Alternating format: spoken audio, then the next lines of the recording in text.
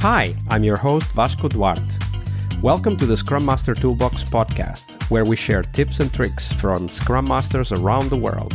Every day, we bring you inspiring answers to important questions that all Scrum Masters face day after day. Hello, everybody. Welcome to one more week of the Scrum Master Toolbox podcast. And this week, joining us from Serbia is Bojan Smudja. Hey, Bojan, welcome to the show. Hey, hello, Vasco. Thank you for inviting me. Absolutely. It's a pleasure to have you here. And Bojan is an Agile coach who helps individuals, teams, and organizations achieve their goals. So, Bojan, that was a short intro. Tell us a little bit more about yourself and how did you end up becoming a Scrum Master?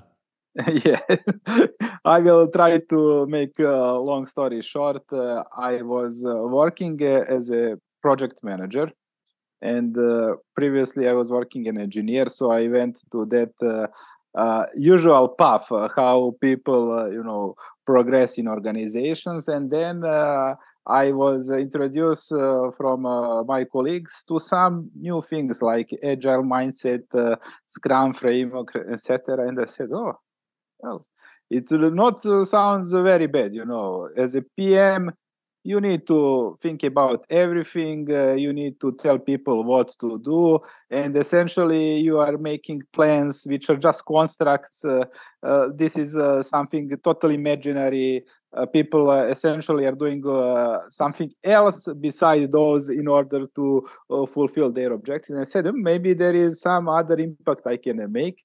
And I decided to go in that path, becoming Scrum Master. And as always, it is not just a path of a person, to try to be a Scrum Master. It's a path to introduce some new perceptions and paradigm to the team and essentially to the company. So while you are struggling by yourself to get to know some new ways of work, you are essentially fighting, struggling, and enjoying that fruits of your work together with the whole company you are working in.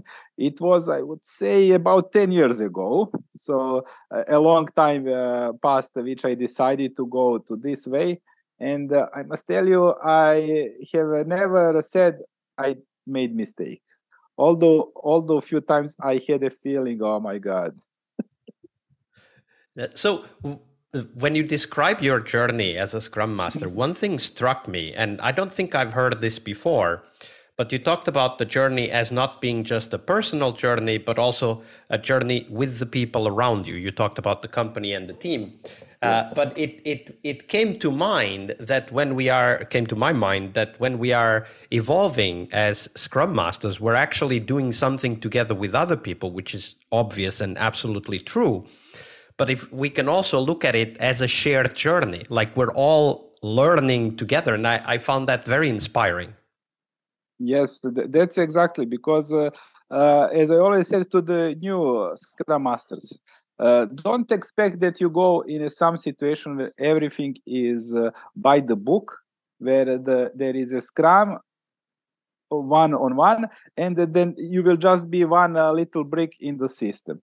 You always need to have, some impact. The team will impact you, the organization, product owner, if exists at all, and you will need to develop yourself together with all that ecosystem. So you are just a small part in that big ecosystem, and maybe it is something which is really making me feeling really nice, because as you said, you are not alone there.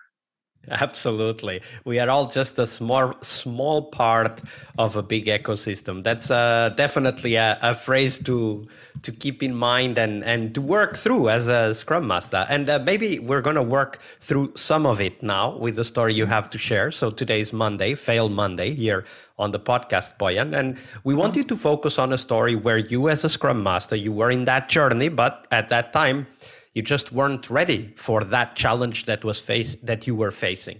And of course, we like to talk about failures here because we all have them and we need to feel that, yes, we're not alone. And also because we learn a lot from those moments. So share that story with us, Bojan. Yeah, of course. Well, it's best to have a failure on your own skin, than to read it in some other book, because you can remember that scars and they hurt, and when you read the book from some other experience, it's not so memorizable. While being so naive, just reading a few books out how things can ideally work, I starting doing stuff by the book, of course. And one thing that we need to do in our let's say common business ways is to wear a lot of hats, and one of those hats you always need to wear is a hat of salesman. You need to sell some things to be able to do some transformation, especially. So it is not just that you believe in the possibility of having better world, having a team which is performing one, and product which is conquering market. Everybody in your surrounding needs to believe. And biggest failure was that I didn't realize this, and I had pretty emotional conversation with CEO of the company in which I was working, and practically I remember still today, he said very, very creative thing. Listen, Bojan, he said, my decisions are binary. You can either do them or not do them.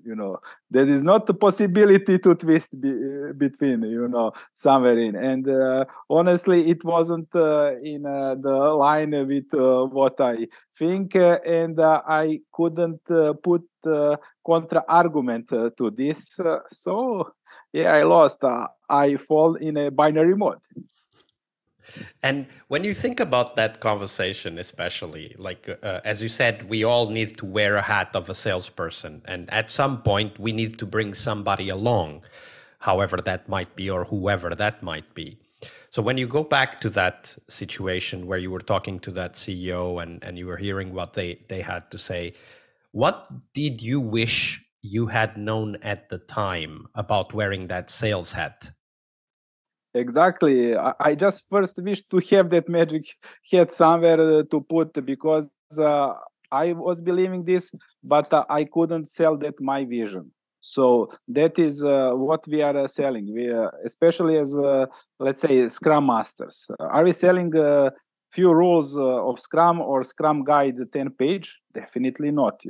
We are selling some vision of higher performance, better feeling. People in a team, for the management, maybe a low cost, higher return, or better effectiveness practically. So that is one thing that I would wish to have in mind entering into this conversation. And what are some of the tools that you've learned since then that you use when you're again back in that type of conversation where you need to sell the vision? Yeah, practically this is what is written in a Scrum guide, and which a lot of Scrum Master forget. And this is what are you, really responsible for in your team, organization, etc. You are responsible for effectiveness. So you're not just responsible for efficiency, but you are responsible for the other part, and that other part is choosing the stuff that should be worked on.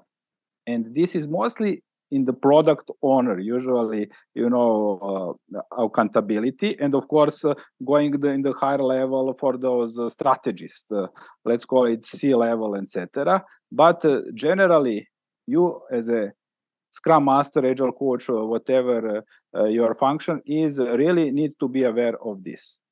Not only how the things are done, but what the things we will work on, and what is our strategy, meaning on what play field we will play the game.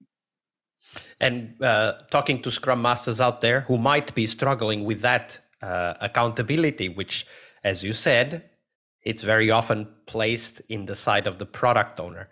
So for the Scrum Masters out there who have this feeling that we're not really working on the most important things and they want to help, in your mind, what could they do? Yeah, they could just question it, being some form of devil advocate.